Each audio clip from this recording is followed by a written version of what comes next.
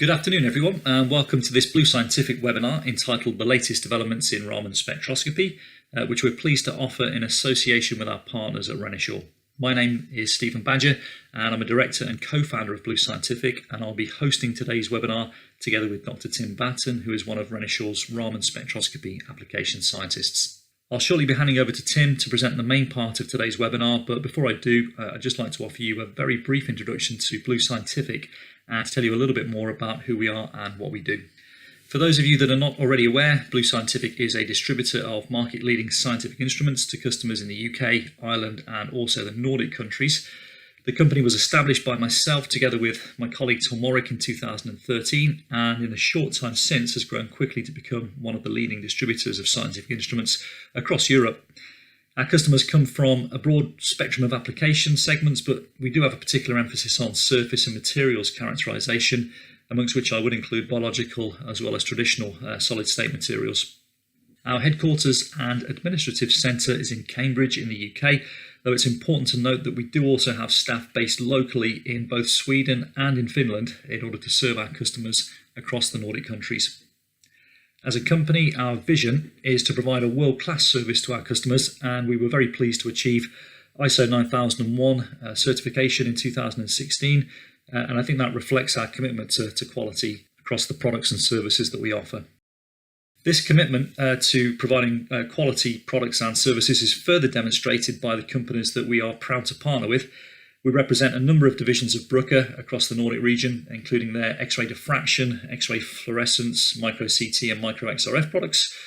We also represent the nano-surface products from Bruker, which includes their atomic force microscope products, stylus and non-contact surface profilers, nano-indentation, and also Tribo test rigs. In addition to the various Bruker products that we offer, we're also extremely pleased to have recently been selected by Renishaw to represent their spectroscopy products division in the Nordic countries. And our goal on this first webinar is to provide our Nordic customers here with a review of some of the latest products and applications in Renishaw's Raman Spectroscopy portfolio. And so at this point, I think I'd like to hand over to Tim for the main part of today's talk. Hello, my name is Dr. Tim Batten, and I'm a Senior Application Scientist at Renishaw. Today I'd like to talk to you about the latest developments in Raman spectroscopy that we're looking at Renishaw. On my front slide you can see these rather interesting images. These images are collected using our new LiveTrack technology, and we'll talk about that in a bit more detail later. And this technology enables us to collect not only Raman data but also topography data from our samples. So the animations here show images overlaid with the topography to create a 3D image. On the left, we have an image of a cement clinker grain. This, at the moment, the image is showing the distribution of the chemicals in the grain. There's a zoom in now showing what the topography actually looks like in detail. The middle image is an image of a silicon indent, and here you can see the change in height, and this is just a topography image.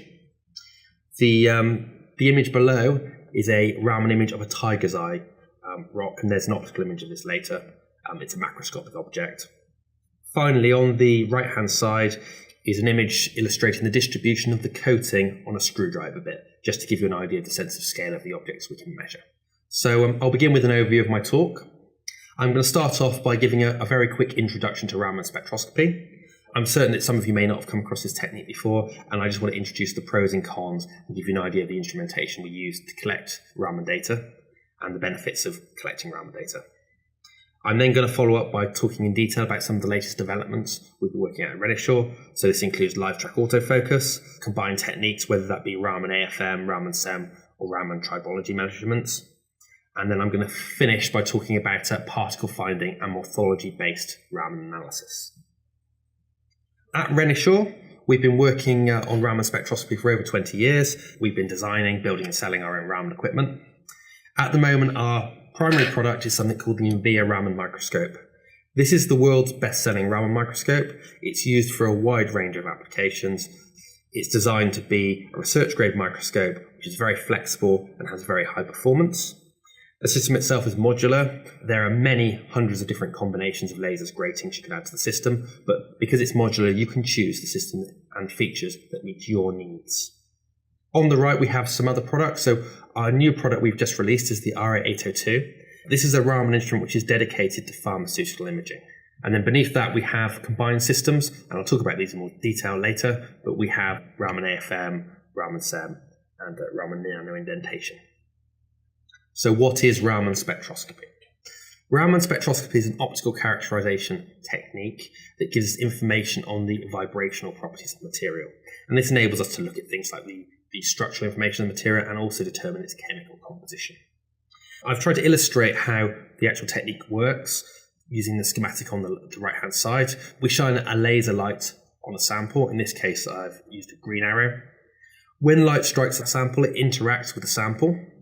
Most of the light scatters off the sample with no energy change, and we coin this light Rayleigh scattered light. A very small amount of photons, approximately 1 in a million, lose or gain energy in scattering the sample, and these photons are called the Raman scattered photons. In this figure, I show the Raman scattered photons with a red arrow. This energy change is caused by the photons interacting with either molecular vibrations or phonons in the material. And what happens is the photon comes in, deposits some energy, and leaves again, so it tends to leave with less energy. We then collect the outgoing photons from the sample, both the Rayleigh and the Raman scattered light.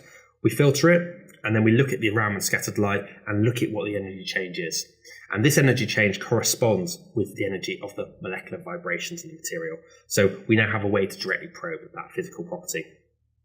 A typical Raman spectrum looks like these two below. So we have amphetamine and methamphetamine. You can see we have lots of peaks. So these are the energy changes associated with the molecular vibrations. In this case, even with very similar molecules, so amphetamine and methamphetamine, the only difference being the methyl group attached to the end, we see very different Raman spectra. So Raman spectroscopy is very chemically specific.